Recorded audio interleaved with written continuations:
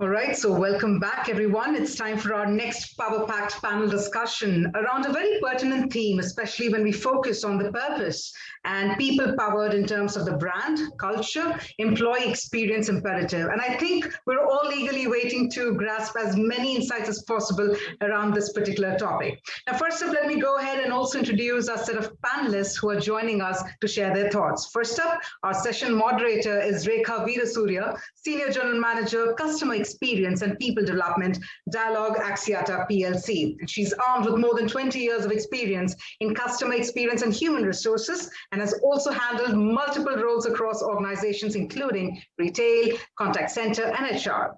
We also have with us Mr. Ashok Ramachandran, CEO and President, Schindler India. And Ashok is a man who exemplifies a highly passionate, inspired, and results-oriented top talent general management professional with diverse experience ranging from leading businesses in mature markets to fast-growing emerging markets. Our next panelist is the CEO of Intermiles. We have with us Mr. Manish Dureja, who in fact has been at the helm of Jet Privilege since its inception and has also overseen the stupendous growth of the company. He also has extensive practical hands-on experience working in the USA, Canada, and India. We have with us Mr. V. Vishwanand, who is the Deputy Managing Director, Max Life Insurance Company Limited, an industry veteran with a dynamic presence in the financial services sector for nearly 3 decades. He steers the strategic direction and growth of the company through his deep involvement in the strategy formulation processes.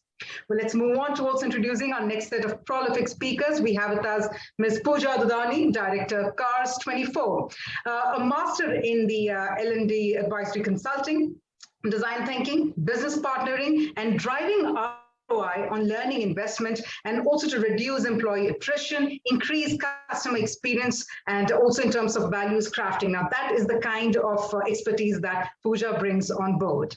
We also have with us Mr. Vaibhav Tiwari, co-founder and COO of Portia Medical, who comes with more than 18 years of diversified experience in building new businesses across industries, such as business process outsourcing, technology, and supply chain management. And our final panelist, we have with us Priyanka Mohanty, Vice President, Global Corporate HR and Global Diversity and Inclusion Lead, Star Trek. In fact, an HR professional with more than 14 years of diverse experience in various facets, especially as we focus on diversity and inclusion as well as employee value proposition, cultural integration, career and succession planning. So that's the kind of forte that Priyanka brings with her in terms of her 14 years, more than 14 years of experience.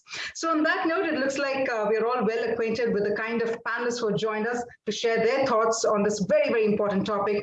Without any further delay, let me hand over the proceedings to our session moderator, Rekha Veerasurya. With that, Rekha, over to you. Hi, everyone. Thank you very much. And it is indeed a pleasure to be with this elite group of panelists.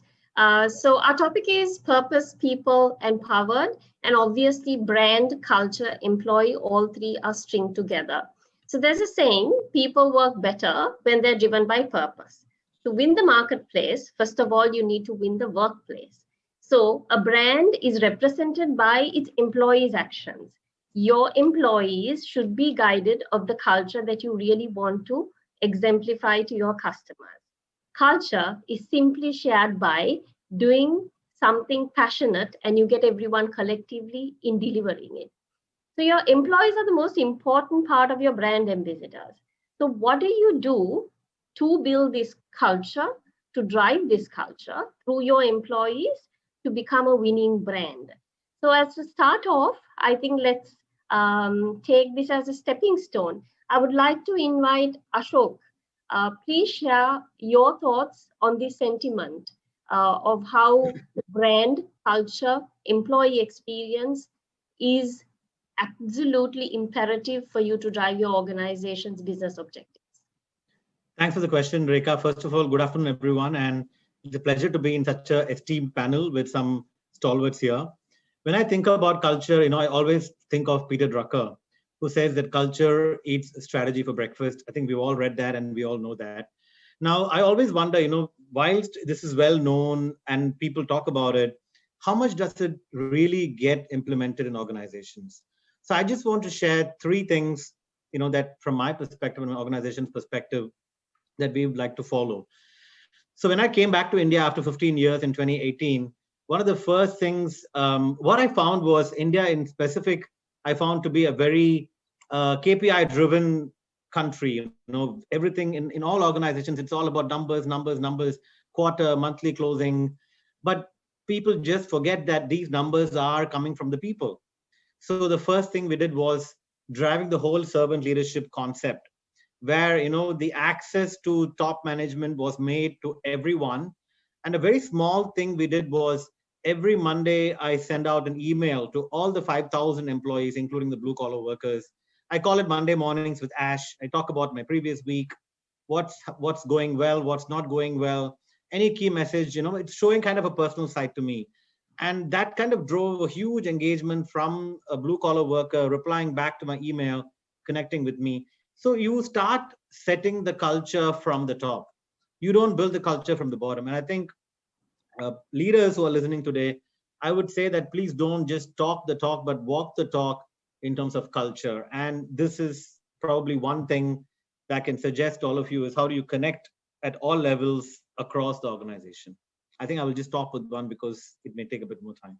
Fascinating. I love that fact that Monday morning with Ash, that's quite, and that has an underlining to it where you break the barriers between Absolutely. leadership. So wonderful. So Vaibhav, can I invite you to talk about how you all do it in your organization?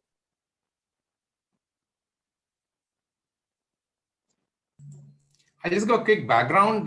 Portia Medical is India's largest home healthcare services company. So we have close to 5,000 people out in the field supporting patients in their homes for all their healthcare requirements. So when you look at building the culture, the difficulty or the challenge, you could say, what is in front of us is that neither our customers nor our employees with us are with us all the times actually. So in a normal situation, people will be in the office, either customers will be coming in or employees will be there or both will be there. In our case, both are out there, right? So an employee, a clinician, a doctor, a nurse, when they're going out and supporting the patient for their healthcare requirement, they are our brand ambassadors. They are our cultural ambassadors, right? So what do we do to make sure that we are connected to them? And of course, what cultural values we are imparting to them, it has to be along with the customer. So for us, the most important thing is basically you have to have empathy for what you are doing, and you have to go an extra mile to support the patient, right? So you always do something little extra. I think two things by which we define how we are different. One is that we have to have empathy. If you don't have it, of course, you can't be in healthcare services. And second, of course, you have to go one step forward, one little extra to support the patients when you are at their homes. So one thing which we do quite regularly and which has helped us a lot to propagate this culture and be out there is what we call a GCTC program. We call it Get Close to the Customer. So everybody from top to bottom has to go and visit patients. While for many of us, it's not part of our job because it's clinicians who are treating the patients. But as part of our GCTC program, everybody from top down is going out, meeting customers, meeting employees at the same time because they are at the patient's place. So that is something which basically helps us to demonstrate that, of course, we have empathy for our customers and for employees. And of course, you always go that little bit extra to support both patients and employees. I think that probably one tip I would say that how much closer you can get to your customer physically also is probably what we should look for in any organization. Lovely. And I really like the GCTC concept. You drive it from top to bottom as well. So that's wonderful. Pooja, can I invite you to talk about how you all drive it? Thank you very much, Rekha, for having me here. And thank you very much, everybody, like having me here on this panel, this esteemed panel.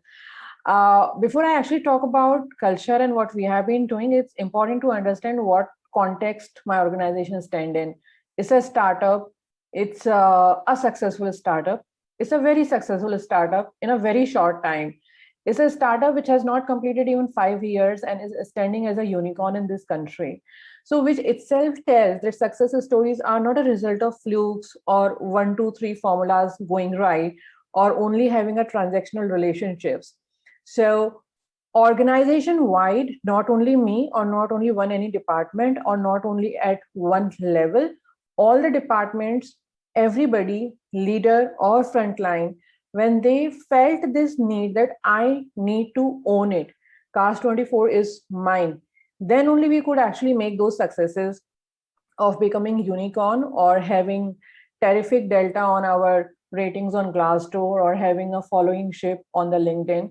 So all those things have taught us one very, very simple thing, that culture is not subject to your level, or only one person or department will not be responsible to build it or execute it until unless you have not offered that security, a sense of ownership to your employees that this is yours. You are the one who is building it. So yeah, probably we have run hundreds of initiatives and many practices to build that kind of a culture, to build that kind of a atmosphere, environment in the organization. One thing which to kind of wind up my this statement here, what I can say here is culture cannot be felt. It's not something tangible. It's not a wall. It's not a building. It's not a prop lying somewhere. It's an intangible feeling.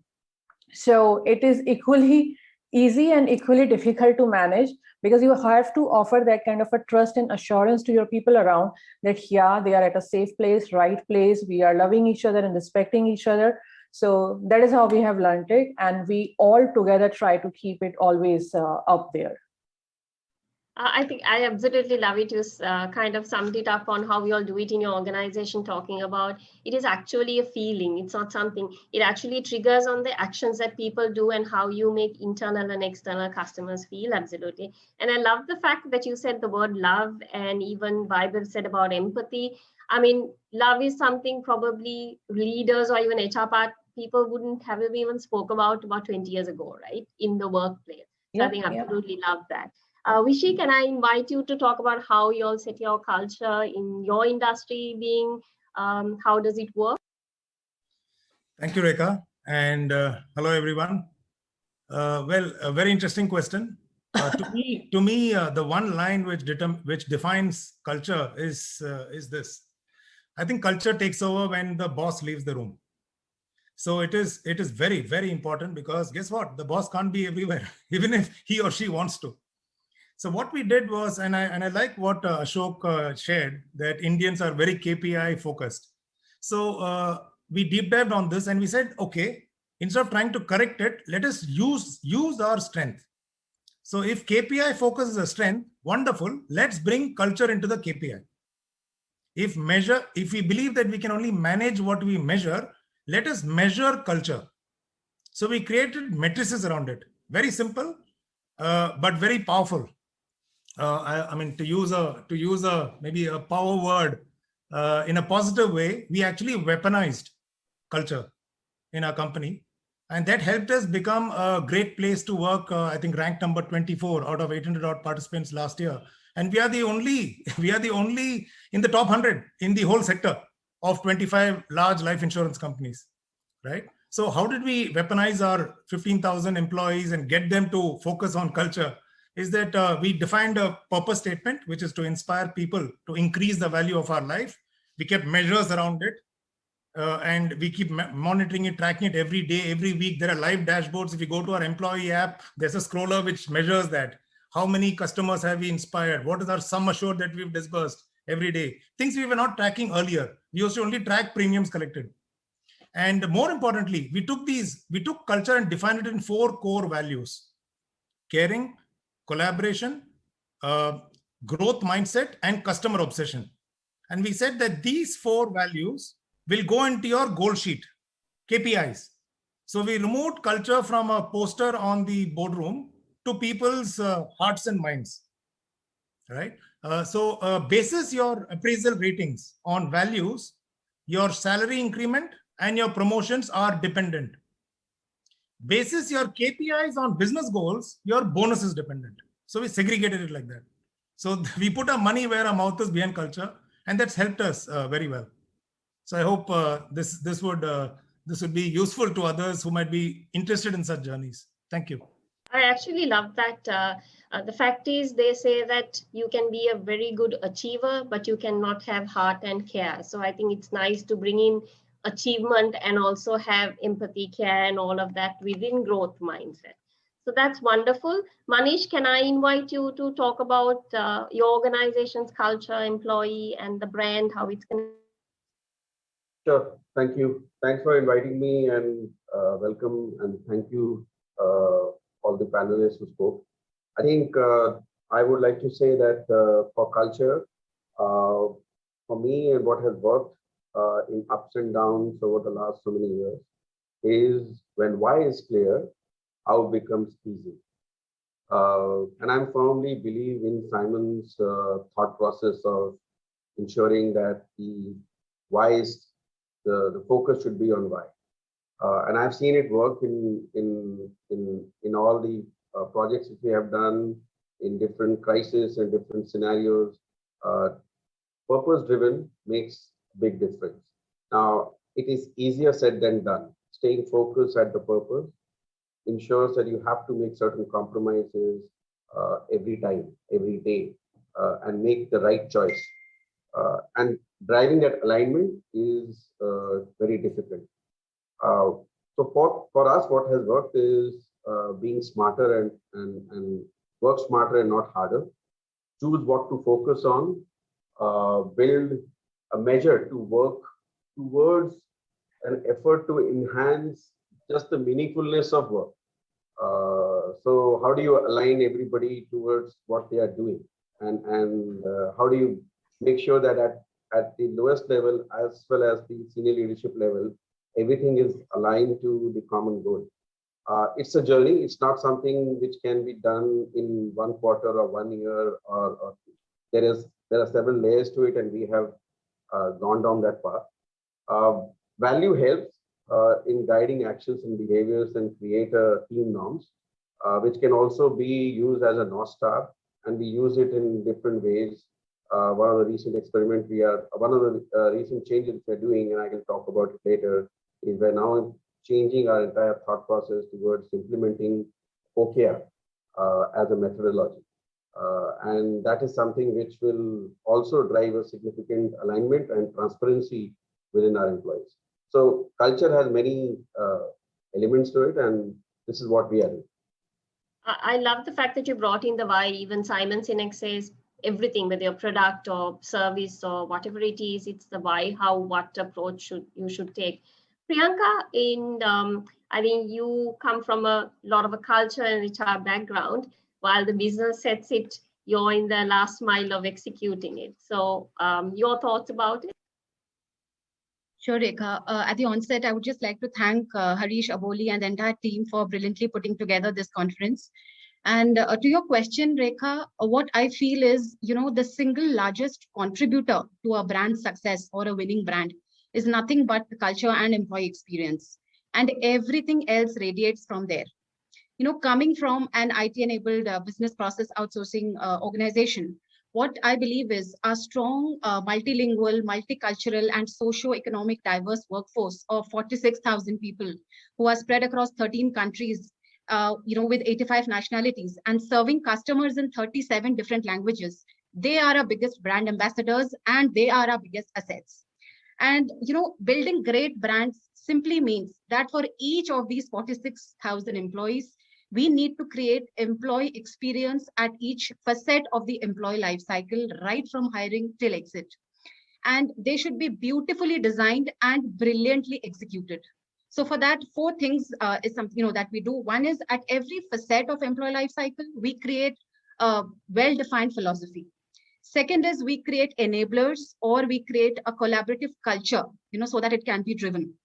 Third is we create a responsibility matrix or accountability for each facet. And last but not the least, as Vishy said, monitoring mechanisms to understand the impact of the philosophy and the initiatives that we take. Otherwise, it really doesn't help us, because we need to make the business understand also what is the meaning of these initiatives. So I feel amalgamation of all these leads to employee experience and customer experience, and in turn, a winning brand. That's all from my end. Excellent. I mean, what you said is very true. It's like, I think Ashok very well said that culture is, if culture is not properly set, your entire strategy or business gets consumed by everything else. So I think wonderfully rounded off.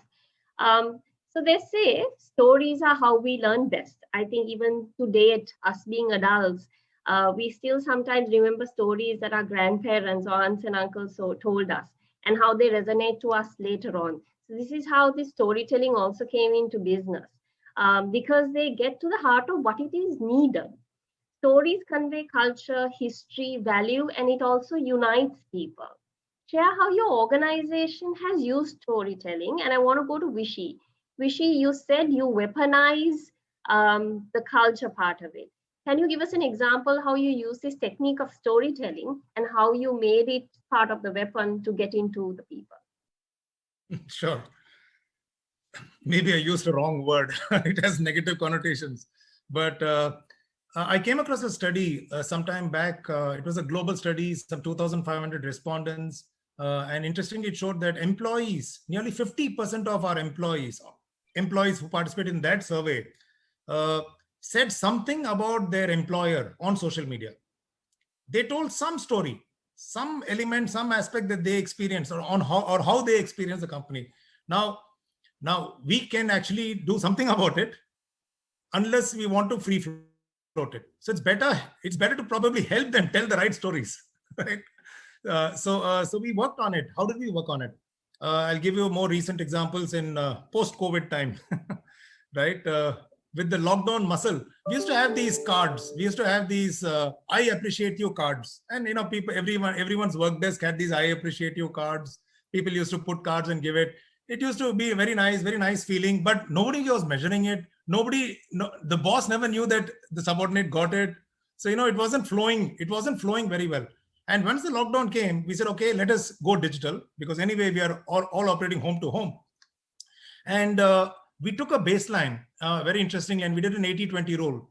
So we looked at 80% of our employees, of our 15,000 employees, being actually reporting to 5 individuals, which is 20% of our senior leadership team.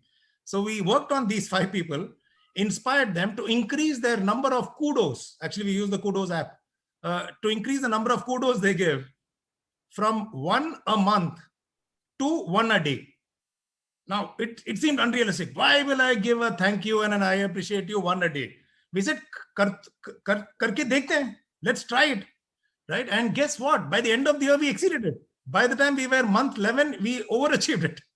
Again, going back to what Ashok said, if you measure it, you're able to do it. And it spreads so much positivity, so many good stories that our Facebook on Workplace, we have a Workplace, it is flooded with stories of appreciations, the smallest of things to the largest of things, right? So that was fantastic. And there was a spillover into social media of that as well.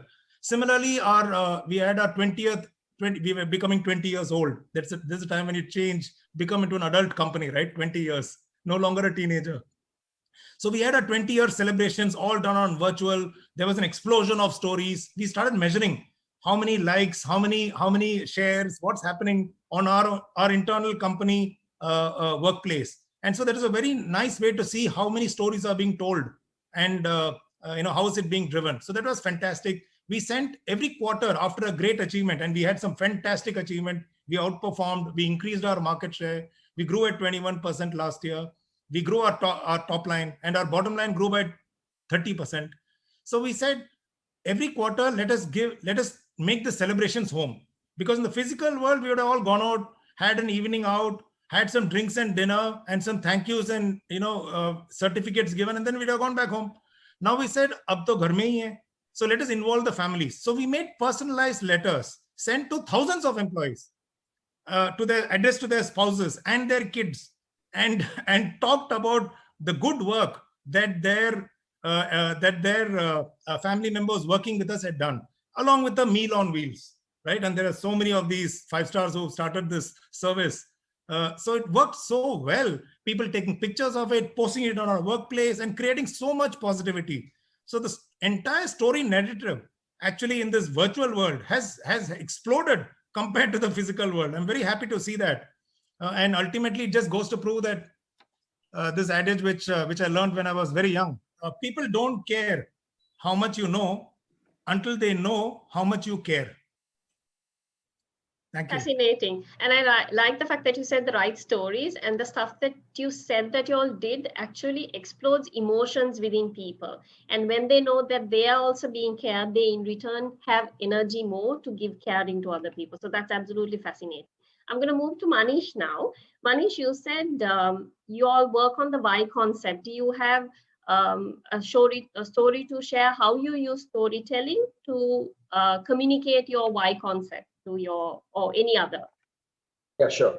So I think the storytelling, we've used this concept more in marketing campaigns, and we're largely a marketing organization and born out of the need for marketing, innovative marketing channels or innovative marketing campaigns.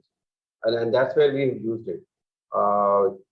Primarily for videos and effective internal communication. Having said that, we did few things, and I'll share three ideas or three things which we did. What Vishy mentioned about appreciation to employees in the lockdown, and we moved it digital. We also did it, but before we did that, before the lockdown, we actually were surprising the employees' parents or their family members of how well they have performed. And we sent a bouquet and a gift as well as a personalized letter of how they have actually achieved or how they have contributed. And that letter itself was something to talk about in terms of their contribution in a particular project, etc. And I received immense feedback from parents and wife or family members of the employees, which goes to show that there is their work here and their contribution is appreciated. During the lockdown, and I think last year we all had to undergo a dramatic change in the way we work and engage with employees. We used to have this concept of employees sharing their stories about what they have achieved and what outside work they have done, which is which places they have gone. And we had a wall where people would post their pictures around it and write about it and share with everybody. And ideas come from there. We used that as an exercise and borrowed that thought and created an example, a thinkathon. It was remote, so we had 17 teams from our employees form their own team. The idea was to bring about a change and create a new value proposition. The Thinkathon ran for almost a month. The idea was to bring up a new idea which will create something. We have 17 teams and 3 winning ideas. Out of 3 winning ideas, 2 ideas are now in production. In fact, Intermiles Everyday, a concept which was came out of this Thinkathon, went live into a production environment, and version 3 is also getting launched. What we did was we created a winning team and they shared their story of how they went about doing it, and we used the social media post and linked it. In all this, it was important to understand why we are doing this. And the context was very clear as to who we are and what do we do. So why it is important for us to make this change? Because pandemic has changed a lot of ways engagement happens. So that is one way for us to engage and also talk about we use storytelling.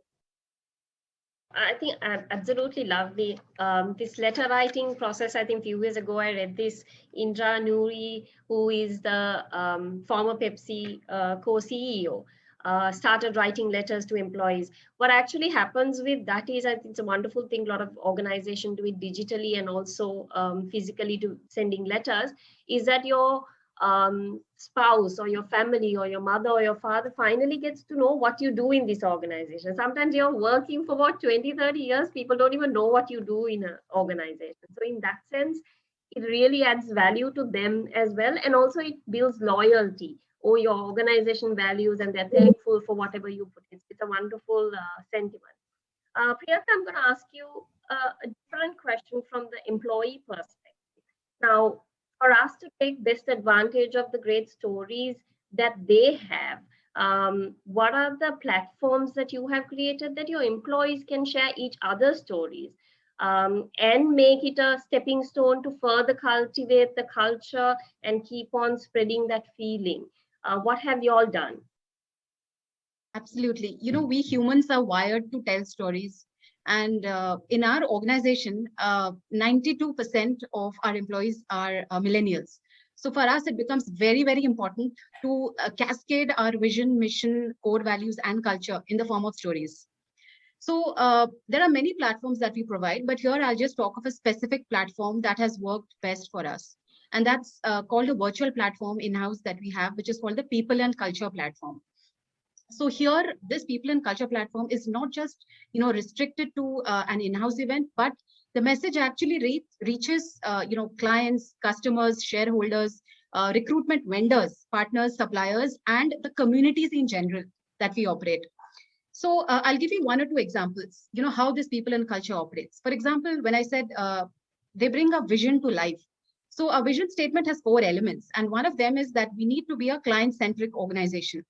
So if an employee, sitting in San Pedro Sula in Honduras, does something for, let's say, a big automotive giant or redefines their customer experience, then that story is cascaded across the entire organization. So anybody sitting in Colombo in Sri Lanka or Lima in Peru or Pune in India, so they get to know that story, how he or she has brought that vision statement to life.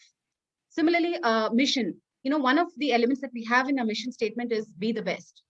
So whenever we win awards like, the Aon or the Concentric Best Employer Award in a row, 4 years in a row, or the Great Place to Work Award, or for that matter, HR Asia's Best Company to Work For in Malaysia or in Philippines, the people who have created these wins, we make sure that their stories reach out to everybody else in the organization.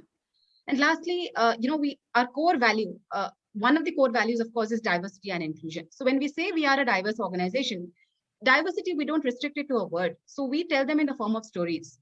For example, I think last month, CNBC 18 had covered our story on Change Maker series, where we were featured for hiring more than 6,000 persons with disabilities in the last 7 years. And also a story in how we moved beyond the 50-50 gender ratio. And now it's 49:51, where 49 is the males and 51 is the females. So all these stories are actually cascaded to all the employees within the organization, so that they use People and Culture as a platform to cascade these stories, and that's how we make it happen.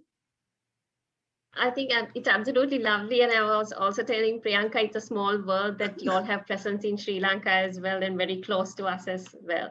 So great to hear that, and thank you. That's really wonderful. Be the best is also important, but I'll pick that up with you at a later part of the questions. They also say happy employees, happy customers. So I'm going to go back to Ashok and ask, what are the steps that you all have given your employees to solve customers' problems? What initiatives have you all done to create this happy customer? But if you have unhappy employee who can't sort it out, obviously you have unhappy employees. So there's a ripple effect and constant chain going. What do you all do to enable this in your organization?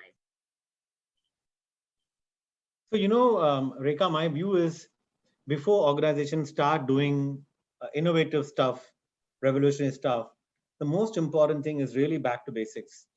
And even today, we all experience, even with bigger brands, very basic thing as getting back to a customer on time. So what happens is, for the customer, that's his only problem. But for the employee, it could be 100th problem that has come on his table. And it's important that the employee treats that every single issue as the first for him as well, so that the customer gets an immediate response. Now, this I'm talking about from a reactive perspective.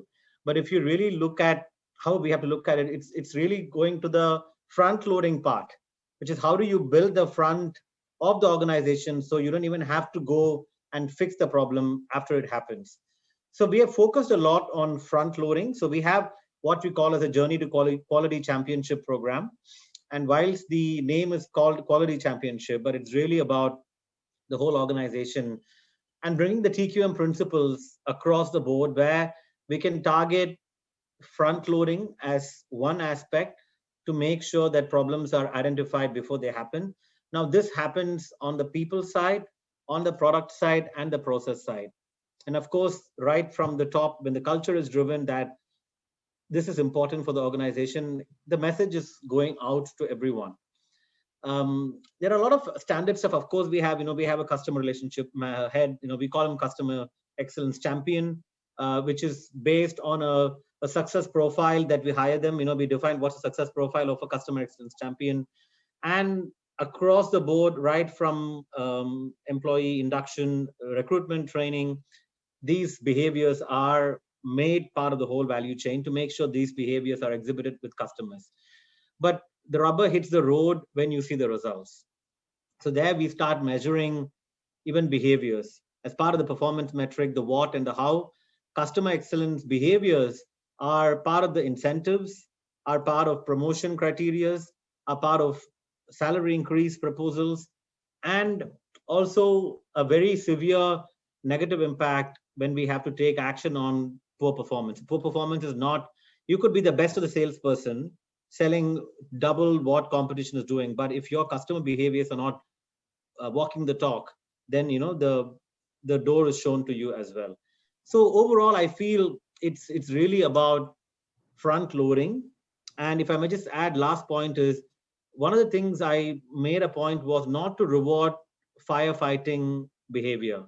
And we do that a lot in organizations. Somebody fixes a problem, you reward him or her, give an employee of the month, you solve this problem. But that's you're rewarding a wrong behavior. So you're making someone create a fire, and then he fixes the fire, he or she, and then you reward them. So rather, we started rewarding people who don't cause fires. And those people are less busy, they have a lot of time, and people may say that he or she is lazy, not doing enough work. And those who run around like a maverick solving problems is probably creating the problem as well in a lot of cases. So that's the holistic perspective. I think it's absolutely lovely. You don't cause the problem. You also go back to basics. You make sure that you don't repeat it. You have your TQM. And also there's a saying, like when you go back to basics, and if you have all of that right, if your service level promise as well as your turnaround time, that's what your customer basically wants. Yeah. And if you don't, and that has a direct correlation with customer satisfaction. So I'm going to move to Vaibhav. I'm going to ask you, you said something within your 4 areas earlier that you said you would let people go the extra mile. So how have you enabled them to solve these customer problems? So quite a few things which we have done, as I was mentioning earlier. If both the customers and the employees are not with you, then, and as our employees, our clinicians become the champions when they are at the customer place or the patient place, then how do you enable them in the best possible manner to take care of the patient? So, and of course it differs from clinician to clinician what work they are doing. So three, 4 things we look at it. One is that all our clinicians are basically trained, of course they are trained on their particular skill, because they are all they are trained and certified nurses or doctors or this one. But they also understand, they all have been trained to look at patient holistically. So when you go to a patient home and start treating that patient XYZ, you also have to look at, you go for a particular ailment and support the patient, but the patient may have like a overall healthcare requirements which are beyond the ailment for which they called you, right? Second thing is that what you can do for their family. So what we look at, our whole existence is basically we enter into a patient's home and we remain their healthcare provider forever. Actually, I think that's the genesis in many ways. And you can do that only if you are really, really engaged with the patient. And that's how employees are enabled to basically not only work on what they have gone there for, also look at what we can do for the patient, what are other needs they have. Because fact is, in healthcare, you have to build credibility, you have to win appreciation for that, then only somebody will come and ask you for other services, right? So unless you are out there doing your job the best, understanding patient needs, understanding family needs, become their trusted healthcare partner, advisor, healthcare manager equivalent, that's something which is very important for us. And our employees are given the complete freedom to practice that, work with the patient, offer discounts which they can, offer packages where they can. So they have quite a bit of freedom in how they conduct themselves in the patient home, as far as they are taking care of the patient's healthcare needs in first place, and of course the family needs as they go along. So for example, if somebody is at the patient place, right, and the patient is saying that, okay, I'm looking for this, and the patient is gone for a nursing, but probably also requires a a wheelchair, I'm just giving that as an example, as an equipment, or requires a lab test. Now the person who has gone to the patient place can look at that overall concept and the requirement, create a package for the patient, right? So they are basically, as I said, they are our brand ambassadors, they are cultural ambassadors, and they have full freedom to run the patient relationship when they are there. They, along with their subject matter expert and the supervisor, actually, so between three of them, they basically devise the patient treatment plan. They can execute the patient treatment plan. They can offer what else they think patient will require and offer that. And many of these people, for what work we are doing, of course, quality, CSAT are those important things, but also have you built a lifelong relationship with the patient? That becomes very important. And in our case, what happens is that once you become a trusted advisor and the trusted service provider for the patient will always work with you. I mean, we have enough and more stories when patients have shifted from one city to another, and they will insist that I want this particular care provider to move with me. There are people like we provide elder care, right? So there are carers are in patient homes for years together. We'll provide nursing care for, say, for example, cancer patients, and they are basically sort of end of life, right? And you could be with the patient for 2 to 3 years. And if patient is moving, they will say, I will take your nurse, I will take the caregiver with me to another city. Of course, we are present in all those cities, but fact is they say, I don't want a new person. I want this person only because this person is like my family member, right? So that kind of thing, once you give people the independence, once you give people the authority to make changes and work with the patient in that sense, the impact which you can create on patient's life and the quote unquote customer's life is really, really far reaching. I mean, the people who say that, okay, we treat your nurse or caregiver or doctor or whosoever is going more than what they treat their family members, actually, because that's what finally happens. They become more like their family members because they are supporting a patient more than what a son or daughter will do who is not in the same city, not in the same house, right? So I would say giving them independence, giving them all the tools which are needed to do their job well and go that extra mile. And on top of that, authority actually to basically make those changes. And I think one of the panelists said, which is very correct, is that also allow them to make mistakes actually, because till you don't make mistakes, you will not learn. If you continuously try jacket people in an environment like ours, which is very, very distributed, then you will not see innovation in how you handle patients actually. So I would say also allow people to fail actually. You just make sure that they are failing at small initiatives and not like a large scale things, but allowing people to fail while they're implementing some of your initiatives also is very, very important. And that's lovely when you make that lifetime relationship, even if they have other friends and families who needs caregiving, you're the first thing that's going to come into mind. So, I mean, and it's one of the most valuable services people need. I'm going to ask Vishy and Pooja the next question. Now, we've spoke about how important to set the culture for your employees, but who should properly in an organization should drive it? There's no right or wrong answer. For example, in your organization, Vishy, who drives your culture transformation for your business? Is it HR or is it HR and business together, or should it be only HR driving it? What are your thoughts? Well, we deliberated on that, and the answer is very obvious that anyone who has a team is an HR manager.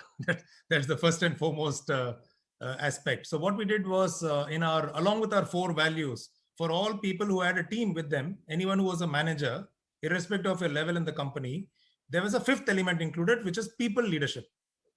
So your promotion, your salaries, everything will depend on your people leadership, your voice of your team, your ESAT scores of your team, your NPS, all of that matters. If you ask me to put a number, I would say 70% responsibility to the line manager and 30% responsibility to the HR. What was the HR's responsibility? It would probably be setting up processes, establishing those rules. For example, during work from home, we have a silent hour, which is right now, which is 1 to 2, is silent hour. So no meetings. You cannot set up a Zoom meeting. It prohibits you. If you call anyone, you'd better ask for permission. You'd ideally not, and so on. Similarly, we have a lights out Wednesday. After 5:30 on Wednesdays, family time. You just cannot have a format meeting or a Zoom meeting organized. Similarly, no meetings after 6:30. Things which we were not able to implement in the physical world, we're able to do digitally, right? So these processes and rules can be established by HR, obviously in consultation with the leaders. then implementation becomes the leadership's role. What I also find that what I also see is that it's very important to deploy this in a fashion which becomes BAU. It can't be something which is very different from your way of working, because every manager, every supervisor will have to live those practices. So in a nutshell, I think the 70-30 ratio is what works. So everything we think of, any policy we think of, we see that we keep it through this lens of the implementation person is not HR, is the line manager out there. So will it stand the test of passing through his or her eyes of right correctness and appropriateness? If it does, it just gets implemented. If it doesn't, we kill it there only at the policy stage. Oh, that's lovely. The most of the time, the organizations, once they do a policy, they think it's like there for life. And I think reviewing it and seeing what it works and killing it is also important, or reviewing it and rejuvenating it. Pooja, I'm going to ask you, y'all are a startup. So when you all set up this culture, is it like normally startups, it's the business who drives it as well, or is it just HR's responsibility? How does it work in your organization? I'm sorry, I was on mute. Yeah, it's actually important and different, a bit different in a startup industry. So I will not claim for other startups, but yeah, the story and the conclusion which I'm going to share is very relevant with Cars24. So before talking about Cars24, I'll give you a context here if everybody can think about it. When in a family, we say that we have to develop a culture of trust or honesty. We always tell our children that you should be honest. Honesty is a good policy.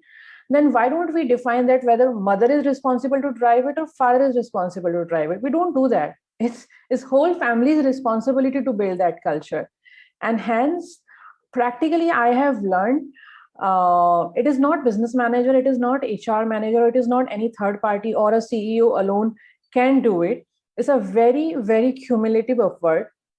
So I do agree with Vishy's point that execution should be the responsibility of business leaders, because they are the face to the employees. They are interacting daily. They are walking the talk. However, the version which I have learned and experimented and successfully we have been running here is probably division of the responsibility, not in terms of percentage or that how much somebody should be doing, but it is equally HR's responsibility to keep on making sure again and again and again that culture and other initiatives take the front seat with the business leaders. Let's accept in the real world, businesses are pressurizing. Business leaders are responsible for revenue generation. They will not sit for only those happy hours kind of interaction or exercises. So HR should be smart enough to keep on making sure, or probably in my language, I can say to keep on selling this idea again and again and again that, okay, this has to be done for this culture initiative or for this good practice. Otherwise, it is very easy for a business leader to forget or to probably prioritize something else instead of one particular policy or initiative. The second point also I would like to bring here to everybody's notice that we all keep on talking about values and vision and culture, but we sometimes perhaps forget to check that our employees have understood our culture or not. Do they know what my brand stands for? Do they know that what culture we stand for? Like what I'm trying to say, are our employees fully educated and confident what my brand stands for? Am I a disruptive brand? Am I a luxury brand? Am I a customer oriented brand? Like if you are in Cars24 in a startup, you should be having a spirit of that disruption, because unless you are not making experiments, you are not getting fail, you are not coming with innovative ideas, you will not survive. This is not the culture which will fit you in. And if you are in a luxury brand, probably let's say BMW, so you have to be very careful. You cannot bring your experiments to the customer in the first go, because they are paying heavily for having that luxury. Or if you're working with Apple, you should be innovative. That's your culture. If you're not innovative, you will not survive there. So the communication that what my brand stands for, what is my culture definition, that also has to take place very properly and probably should keep on getting reinforced. I'll give you a small example. When we tell our employees that when somebody is coming to sell or buy the car with us, so probably trust is one important value which you should be offering, because in India, car is your like second wife. If you're going for selling your car, you need all the respect and love and attention towards your car. So my employee cannot afford to have a deviated behavior towards the car, even not even the customer only. So now there have to be some ready-made, like through learning, what do we do? Instead of expecting that my employee, specifically my frontline employee, will understand that how will I offer trust? Sir, ma'am, I'm very good. I wear good clothes. I'm always honest. Will it create some trust with the customer? No, it will not alone. So what are you saying? What are your commitments? So probably those ready-made nuggets through learning, we keep on sending them almost daily. What we have learned over 5 years, over 4.5 years to be precise, that culture is a result of habit formation, and habit formations cannot happen overnight. So every day, without getting tired, without forgetting, when you keep on sending those 2-3 minutes of nuggets or speech, or probably I bring leaders like a podcast and they keep on talking about it. So you probably cannot measure that what impact you have built in 15 days, but surely you can measure that what difference you have brought in a year. Because when 365 days somebody is listening to the same story, same spirit and same objective, they feel that, okay, this is what I have to do and deviation is not allowed. So yeah, these are the few practices which we do. And I also, very easily I can say what success, speedy success, kind of very higher NPS, higher EBITDA, higher conversion, whatever we have experienced in Cars 24, which probably the same league of other startups could not do, is the sheer result of that culture building, of that daily contribution through any mode of medium, whether somebody is standing and talking, whether some learning nugget, or whether my team is responsible to keep on selling that policy and idea to the business almost daily, again and again. So those are the practices which we have been doing. To kind of wind up my point, I would say one thing, irrespective of whatever values, mission, and vision any organization have, one thing we have learned, that conversation culture always helps. Instead of building escalations or SOS behaviors, or something will happen and then somebody will think about it, conversation culture is one of the finest tools which we have identified. We have somehow build this religion in the organization that every manager, the way which he said, that every manager, if he has got even a single reporting, has to talk to his guy in a structured format once in a week. Now that duration can be 15 minutes or 1 hour, but he will not wait for 6 months of appraisal or 1 year of appraisal or HR coming in a common meeting. He has to do that conversation. So that is the conversation culture which keeps us kind of up to mark and so agile with the setup. Yeah, that's all. I think I absolutely loved it. You said communication, they say over communication is okay and no communication is the one that will probably cause you problem. I love the fact you brought in trust. I think a lot of us spoke about it as well. Habit, and also like a religion, is that you have that passion towards, or dedication towards, that you believe for your employees to improve and have that one-to-one. So great. So the next question, we are also short of a bit of time. So my next question was about geography and demography, having different generations of people.